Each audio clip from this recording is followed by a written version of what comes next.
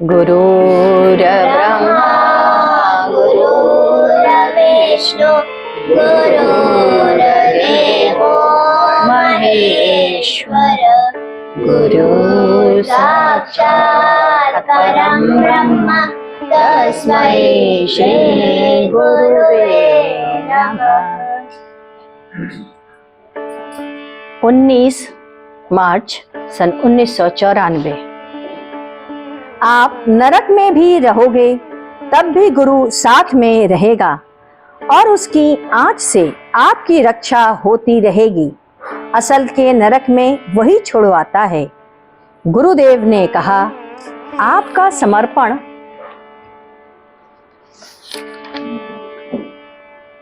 अपनी पत्नी के प्रति रहता है। स्त्री गले का हार समझ करके उसे रखे रहते हो। यह मत समझना कि वह पति परायण है। परीक्षा करते रहो और निरीक्षण करते रहो। कब कौन मुंह फेर लेगा कहा नहीं जा सकता।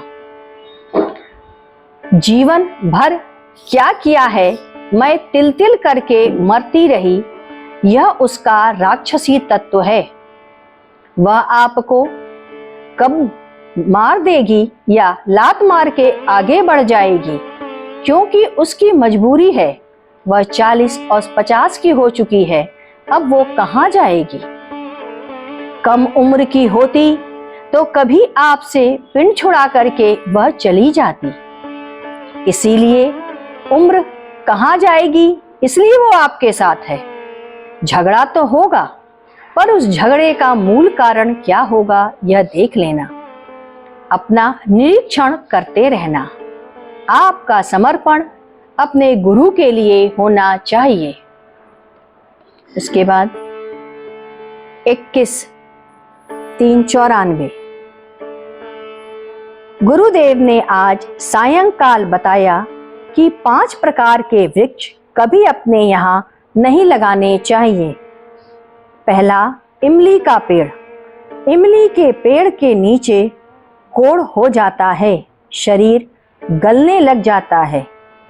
अनार का पेड़, इसको लगाने से घर में लक्ष्मी नहीं टिकती, बराबर झगड़ा होता रहता है। तीसरा, बैर या सहतूत।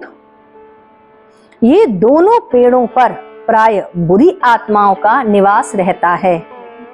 इन पर चुड़ैल का वास रहता है। ये पेड़ आपने प्राय मुसलमानों के कब्रगाह के पास अधिक देखे होंगे। ये उन्हीं स्थानों पर होते ही हैं।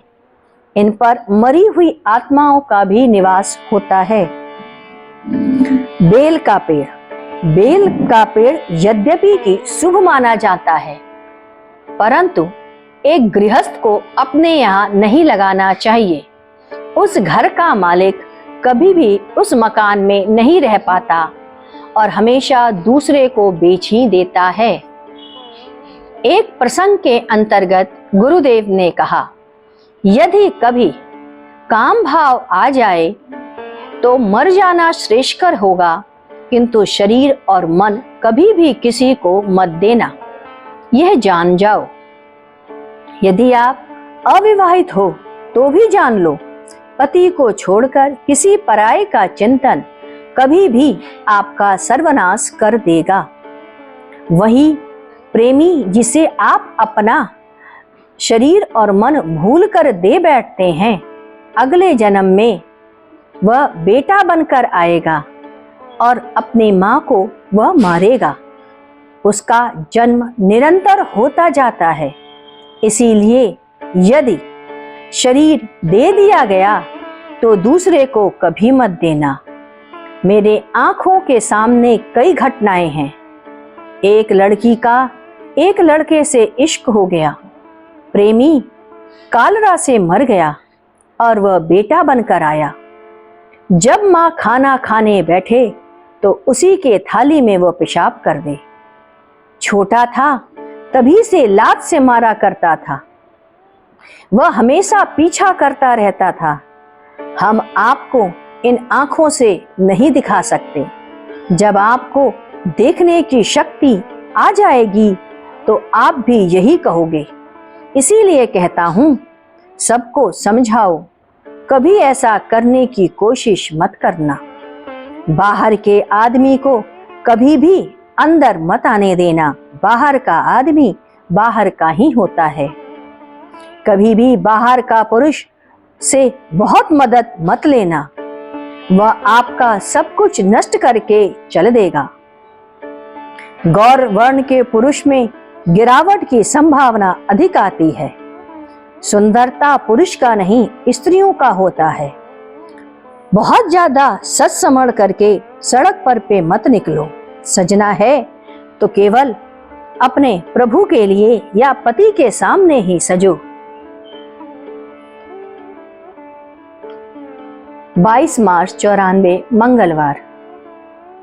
गुरुदेव ने आज के सत्संग में कहा कि इटली में एक महात्मा रहते थे। पहले उन्हें कैथोलिक कहा करते थे, परंतु वे नहीं थे। वे ईश्वर में प्रकाश हैं और वही प्रकाश सब जगह मौजूद है। दुनिया में जो भी है सब उसी का नूर है, वे कहा करते थे। हम लोग अपने कर्मों के कारण ही आते हैं।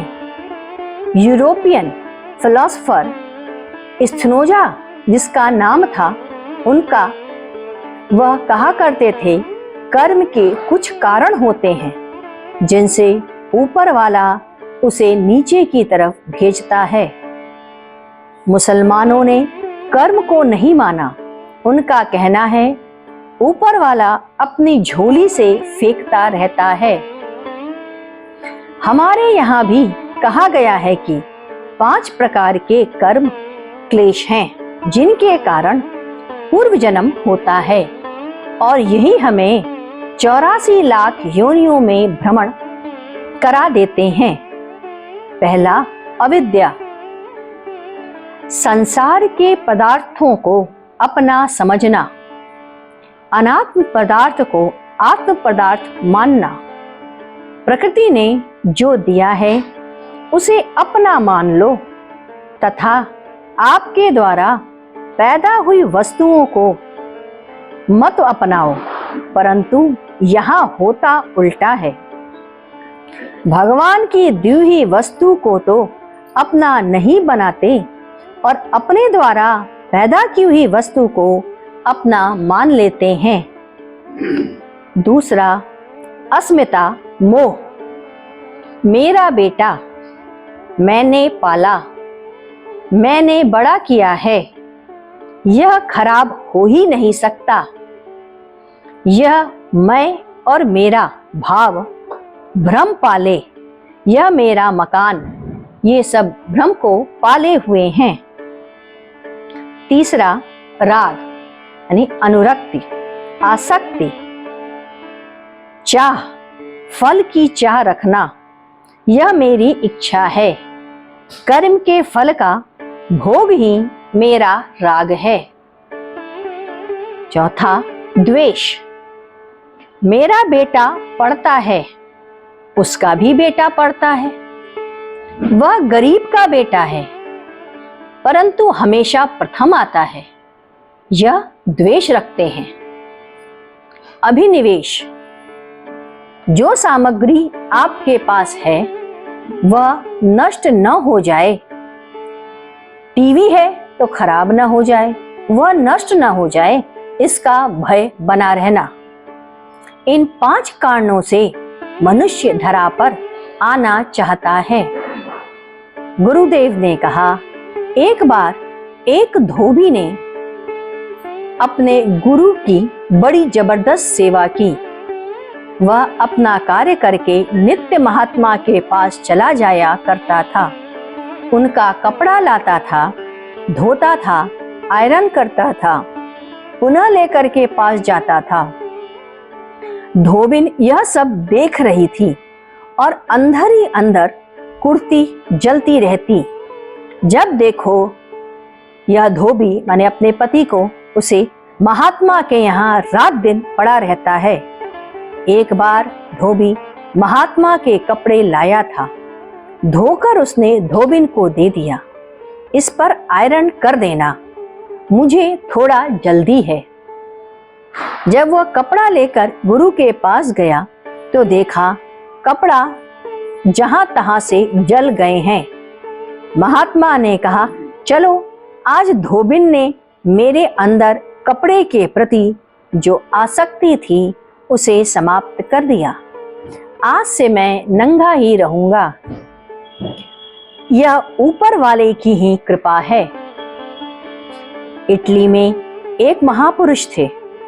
उनके स्थल के पास ही एक बढ़ई रहता था। उनके स्थल पर लकड़ी से संबंधित कार्य होता था। भक्तजन उसी से करवाते थे। एक बार उसने महापुरुष के लिए एक लकड़ी का बिस्तर बनाया। उसे अंदर से महापुरुष के प्रति थोड़ी नाराजगी थी कि इस संत को तो कुछ करना तो पड़ता नहीं, दिन भर यही सब काम करवाते रहते हैं। उसने ऐसा बिस्तर बनाया कि 2 बार बैठने के बाद वह अपने आप ही टूट गया। महापुरुष को चोट भी आई। अन्य भक्तजन उस बढ़ई से बड़े नाराज हुए। महापुरुष ने कहा, चलो अच्छा हुआ, बिस्तर पर सोने की जो मेरी अंदर की आसक्ति थी वह आज समाप्त हो गई। आज बढ़ई ने इसे समाप्त कर दिया। आज से मैं जमीन पर सोया करूंगा। वह प्रायः कमरा बंद करके ही रहते थे। लोग देखते थे कि जब वह दरवाजे से बाहर निकलने को होते या अपना दरवाजा खोलकर गेट पर खड़े होते थे तो उनके शरीर से एक रोशनी निकलती थी। ऐसा लगता था जैसे तारा निकल कर आया हो। वह मात्र प्रभु की इबादत ही किया करते थे। आज हम लोग भी अपने दोनों हाथों को ऊपर की तरफ करके प्रभु की इबादत करेंगे, जैसे कि गिरजाघर के लोग करते हैं। हे प्रभु, मैं तुम्हारे चरणों का दास हूँ। तुम्हारी ही आत्मा, तुम्हारी ही ज्योति मेरे अंदर है। इस प्रकार आज की साधना हम सब ने प्रभु से विनती करके की। साधना के पश्चात जब संध्या आरती हो गई तब गुरुदेव ने कहा, रामकृष्ण परमहंस ने कहा और प्रायः वो कहा करते थे कि भगवान ने तुम्हें जो दिया है उसको तुम्हें उसी तरह से लौटा देना। गुरुदेव ने कहा, यह शरीर तुम्हारा नहीं है, यह उसी का दिया है, अतः इसके प्रति तुम्हें मोह नहीं होना चाहिए। भर्तृहरि ने अपने वैराग्य शतक में कहा है, 3 बातों का ध्यान देना है। परोपकार, उत्तम कार्य की क्षमता होनी चाहिए। तीसरा, आपकी दृष्टि भगवान की ओर ही हो।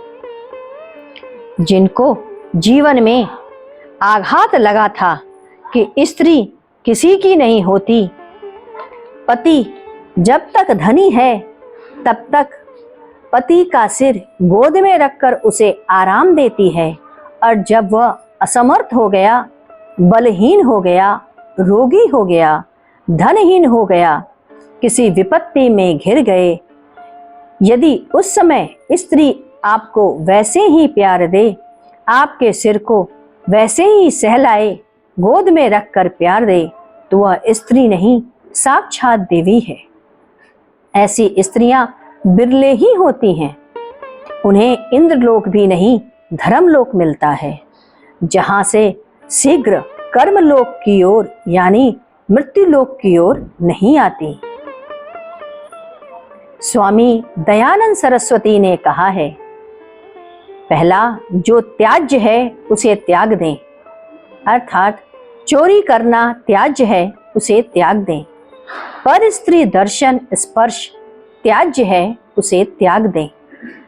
दूसरा, जिसे नहीं स्वीकारना है उसे मत स्वीकारें। यदि भगवान संसार देता है, आप उसे लेना नहीं चाहते तो मत लें। तीसरा, जो स्वीकार करने योग्य है उसे स्वीकार कर लें, जैसे ब्रह्मचर्य, आहार संयम और विचार संयम। चौथा, प्रभु समदर्शी है, सर्वव्यापी है, उसके लिए पवित्र से पवित्र बने। जितनी निर्मलता आप में आएगी, आप प्रभु के लिए उतने ही योग्य होते जाएंगे। पांचवा, जो भगवान ने दिया है उसे शुद्ध और पवित्र करके ही उन्हें वापस करें। छठा, अनीति पर ना चलें, जो अधर्म है, अन्याय है, उस पर ना चलें। बुद्धदेव भी कहा करते थे, मनुष्य का परम लक्ष्य है निर्वाण, हमारा परम लक्ष्य है मोक्ष। हम बुद्धदेव को विष्णु भगवान का नवम अवतार मानते आए हैं। जीवन का सबसे बड़ा दुख है निर्वाण न होने पर दुख ही कारण है। आइए हम लोग कुछ देर कीर्तन के माध्यम से उन्हें स्मरण करें। ओम गुरु ओम गुरु ओम गुरुदेव, जय गुरु जय गुरु जय गुरुदेव। ओम गुरु ओम गुरु ओम गुरुदेव, जय गुरु जय गुरु जय गुरुदेव। ओम गुरु ओम गुरु ओम गुरुदेव, जय गुरु जय गुरु जय गुरुदेव। ओम गुरु ओम गुरु ओम गुरुदेव, जय गुरु जय गुरु गुरुदेव। ओम गुरु ओम गुरु ओम गुरुदेव, जय गुरु जय गुरु जय गुरुदेव। ओम गुरु ओम गुरु ओम गुरुदेव, जय गुरु जय गुरु जय गुरुदेव। बोलिए बोलिए सद्गुरुदेव भगवान की जय।